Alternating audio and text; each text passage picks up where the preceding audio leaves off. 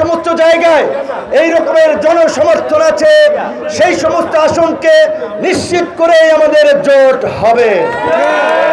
লড়াকু নেত্রী আপসীর নেত্রী বেগম খালেদা জিয়া গুরুতর অসুস্থ থাকায় যদি কোনো প্রেক্ষাপট তৈরি হয় দেশের বিবেচনায় নির্বাচন পেছানোর, সেটি হয়তো নির্বাচন কমিশন এবং সরকার বিবেচনা করবে, অন্যথায় নির্বাচন ফেব্রুয়ারিতেই হবে।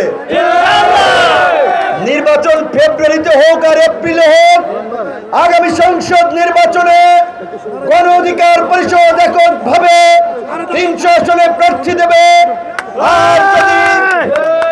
আর যদি দেশের প্রয়োজনে কোনো জোট করে, তবে আমাদের যেই সমস্ত জায়গায় এই রকমের জনসমর্থন আছে সেই সমস্ত আসনকে নিশ্চিত করে আমাদের জোট হবে। জোট হোক আর এককভাবে নির্বাচন করি, এই ব্রাহ্মণবাড়িয়ার নবীনগর 5 আসন থেকে গণ অধিকারের ট্রাক মার্কায় নজরুল ইসলাম নজু ভাই নির্বাচন করবে।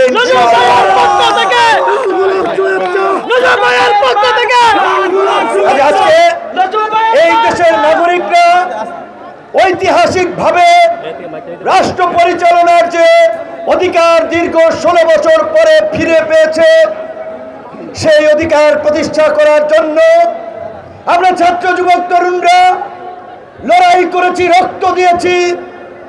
আজকে স্মরণ করতে হয় এই ব্রাহ্মণবাড়িয়ার সন্তান মোদী বিরোধী আন্দোলনে আমাদের ছাত্রতা হাফেজ কাউসারকে, স্মরণ করতে হয় এই ব্রাহ্মণবাড়িয়া সহ সানশাইন আটা ময়দা সুজি।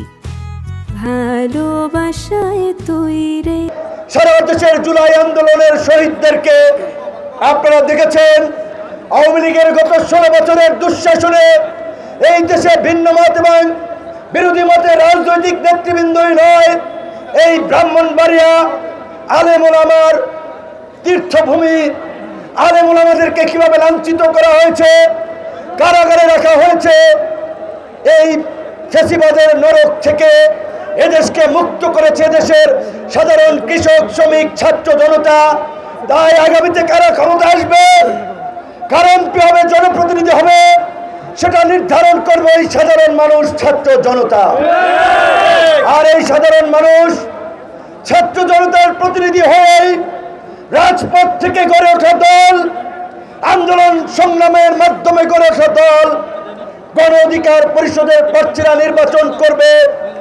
আমরা এই ব্রাহ্মণবাড়িয়ার নবীনগর 5 এলাকার মানুষের প্রতি অনুরোধ করব, আহ্বান জানাবো, আপনারা ওই প্রথাগত রাজনীতির বাইরে আপনারা নতুন নেতৃত্বকে স্বাগত জানান। একমাত্র নতুন নেতৃত্বই পারে বাংলাদেশকে নতুনভাবে বিনির্মাণ করতে, নতুন কিছু দিতে। কাজে আপনাদের সাথে, আপনাদের সামনে যে ঐতিহাসিক সুযোগ এসেছে বাংলাদেশ বদলের, ব্রাহ্মণবাড়িয়া বদলের, এই দিন বদলের স্লোগানে আপনাদেরকে নতুন নেতৃত্বকে বেছে নিতে হবে।